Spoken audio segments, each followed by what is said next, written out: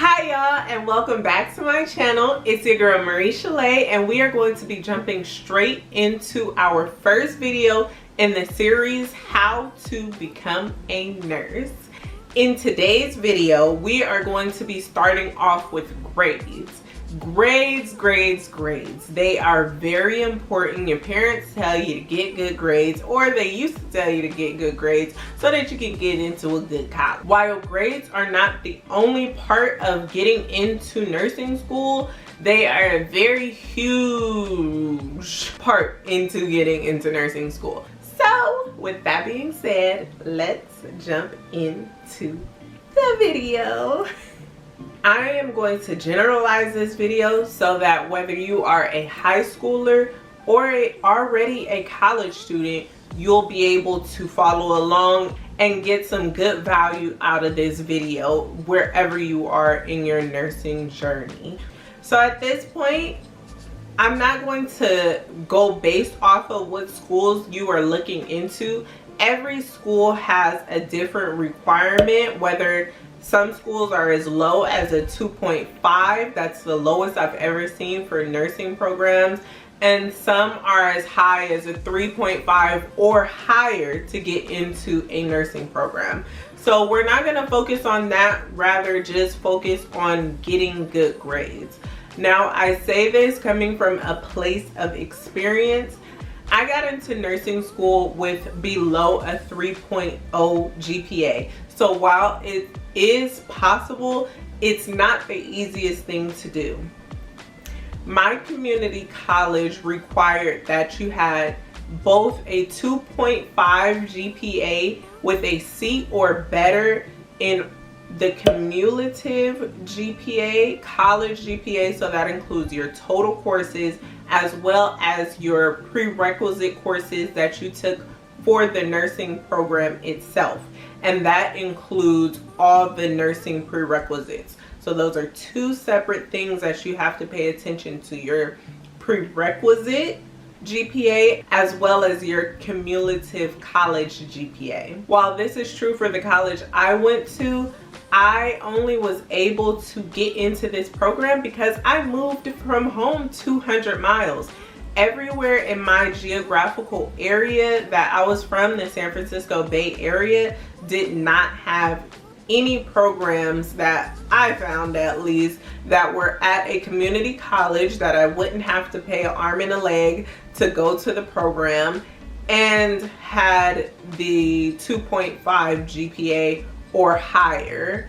So even though I was able to find that, getting A's and B's will save you time, it will save you headache.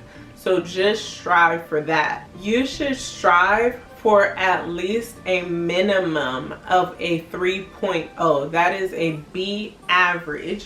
You should strive for at least a 3.0.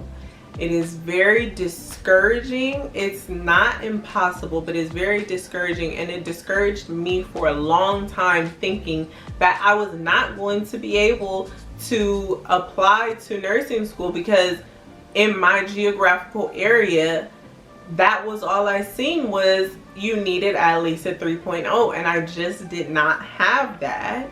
So it took me a while to finally look further outside of my geographical area and find out that, hey, this is just where I'm living. All of the schools are not this strict on requirements to get into the nursing program. Keep in mind that while I say to strive for a 3.0 GPA, there are schools that you will need well beyond a 3.0 to get accepted into the program or even accepted into the college itself. No matter if you go to a community college or a university and you don't have your prereqs and you're not applying directly to the nursing program yet, there's a two-part process. You will be enrolled as a pre-nursing student to complete your prerequisites, and then you will apply. Once you've completed your prerequisites, you will apply to the nursing program separately So you can still get denied from the nursing program if you do not do well in your prerequisites at that same school. So just make sure that you're doing well in those prerequisites and you're paying attention to the college that you're either applying to or that you're already attending, to make sure that you're going to be able to apply and have a chance at getting into that nursing program. Some schools, such as California state universities, have an impaction, or they consider them to be impacted. So that means that even though the minimum to get into a California State University or CSU is a 3.0, a CSU like Long Beach is impacted. So their minimum may be 3.4 or 3.5, and you may have to have other qualifications to get in. So keep that in mind when you're thinking about keeping your grades up, that sometimes shoot for a minimum of 3.0 just to give yourselves better options, but getting a 3.5 or even higher than that, a 4.0, can kind of make sure that you'll be competitive when it comes time to your application. GPA is not everything. You can be competitive in other ways, but just know that some schools do require that higher GPA just because there's so many people trying to get into that nursing program. Moving right along, I'm gonna go ahead and give you some tips to what you need to be doing to try to strive for these A's and B's, but mostly A's, right? In these general education classes. Things to do to help you focus will be turning off your notifications on your phone. And what I mean by that is, if you have apps that go off, if your Ring doorbell goes off, your Facebook app, your Instagram, your YouTube, your YouTube, turn those notifications off. They are distracting and they are meant to distract you. When you see those icons at the top of your phone, even though you have one notification go off, you're going to feel that urge to check all of those notifications.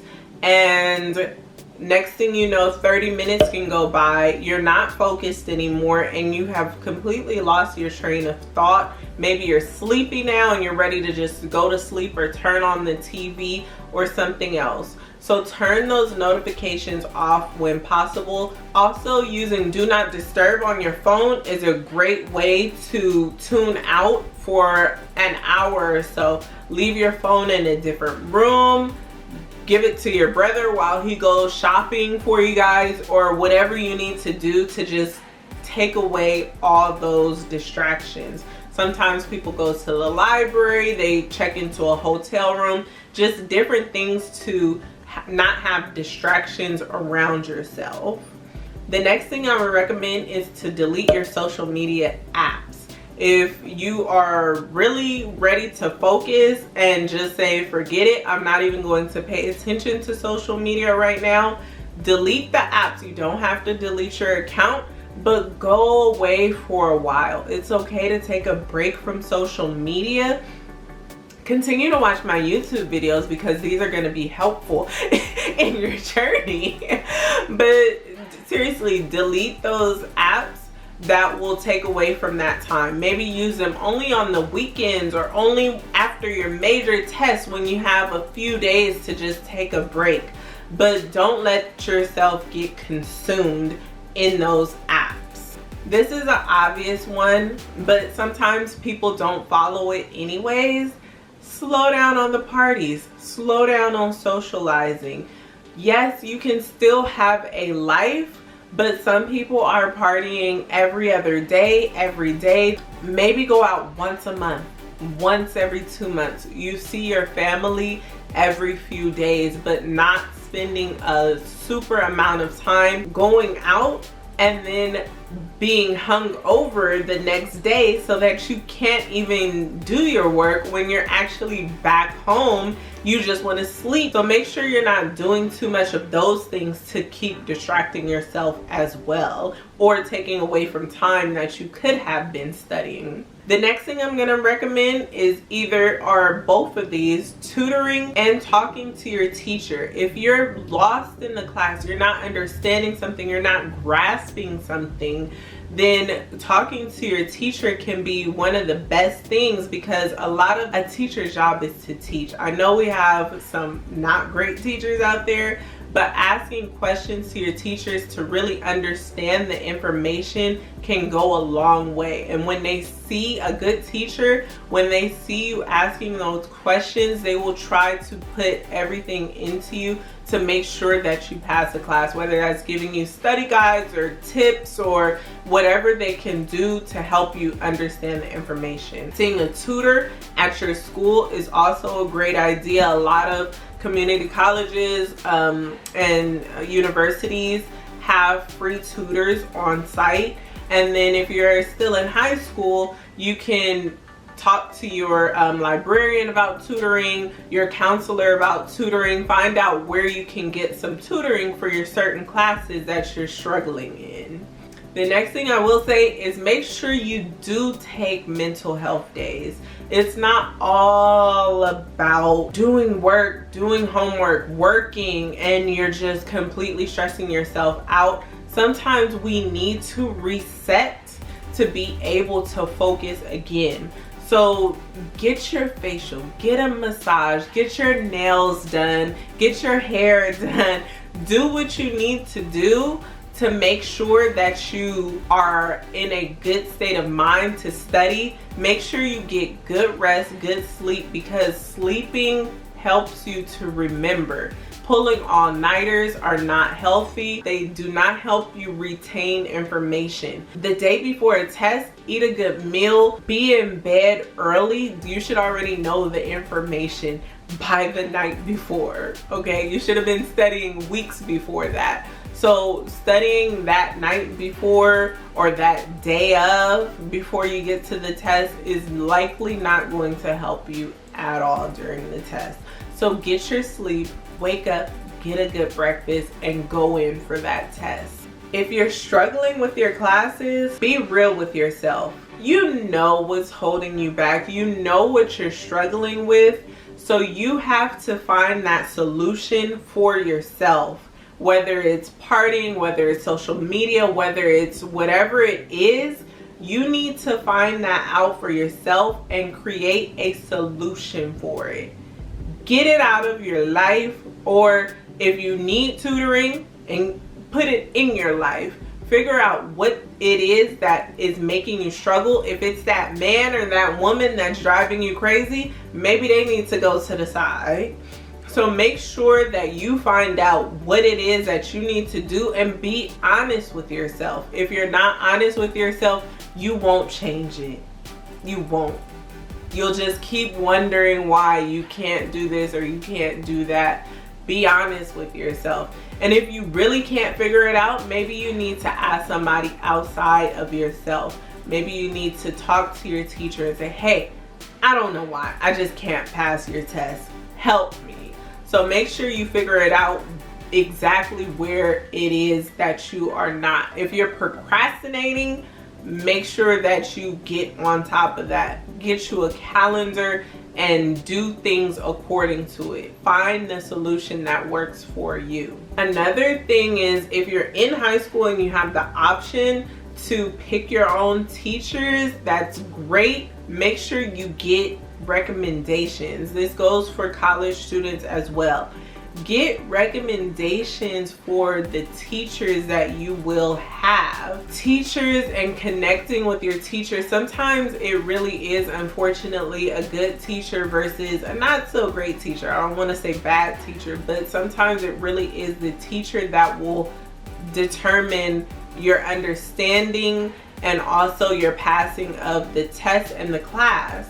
So make sure that you connect with your teacher. You can listen to them, learn from them. If you go to a community college on that first day and you have 2 weeks to figure out this teacher, and you go the first week and you're like, no, I can't figure out this teacher, and you have an opportunity to go to another class and add a different class with a teacher that you may connect with, that's what you may need to do to make sure that you have a teacher that you're able to learn from and you're able to understand. So ratemyprofessor.com is a good place. If you don't know anybody who can give you direct recommendations, you can go to them, and it's basically like getting reviews. So you have to take them with a grain of salt. Sometimes they're not that accurate. Sometimes you can read bad reviews and you see the teacher and they're great. A lot of times people are just very honest. So just take it with a grain of salt, but if you absolutely have nowhere to start, that's a good place to start. If all fails, you can likely drop the class and take it at another time. Maybe you can pick up a different class that you'll be able to pass, but sometimes that will come with a fee if you don't drop it in time or if you're at a university. So just make sure you take that into consideration as well. Next, I'll say don't rush your classes. Don't overburden yourself. If you're trying to just hurry up and pass, hurry up and get your prereqs done so you can hurry up and be the first RN that's 20 years old and graduated from college, like, relax. Sometimes you need to just maybe not take that 5th class, maybe not take that 6th class. So if you need to take 1 or 2 less classes, then do that so that you can give yourself that time that you need. Because if you end up overburdening yourself and you take that 5th class, but you don't pass that 5th class, or you fail 2 classes because you took that 5th class, you not only wasted your time, but you could have wasted your chance to get into the program that you wanted to, because now your GPA is lower and it's really hard to build back up after getting a C or D in classes or failing a class. So just keep that in mind. A lot of nursing programs, by the way, do have repeat clauses. So you may only be able to repeat 1, maybe 2 science classes. So if you repeat that 2nd class or that 3rd class, you may not be able to apply for that program. So keep that in mind as well. Lastly, I just want to hit on what you can do to make your application stand out. If you're just at the minimum grades, but you might be teetering and maybe you need something else to help your application stand out. These are things that will help you with your application standing out. Volunteering is one thing. If you're able to work in the field, if you're able to work even as a nurse assistant, even as a receptionist at a doctor's office, I am huge on just trying to work somewhere in the field. If you don't have CNA yet, you can do home health aid. That it does not require a certification, but you can do like in-home health or some type of thing that you are exposing yourself to the field, where you can get an idea of, hey, is this something that I even want to do? That kind of gives you that opportunity as well. If you volunteer, you can volunteer in a hospital setting. You can volunteer in a skilled nursing facility setting. And those things will help your application to stand out as well. If you can get involved in academic things as well, like if you're in high school and you have certain groups that you can get involved in that are health related, that will definitely make your college application stand out. If there are any community projects that you can participate in, make sure you do those too. Remember that college is a business, so they want to not only make sure that you have the good grades to finish your school, they want to make sure that you're going to do something with the education that they provide for you. Because guess what? If they educate the person that cures cancer, that looks good on them. Even if it's a podunk school in wherever. I don't want to name those states because I don't want nobody to get mad at me.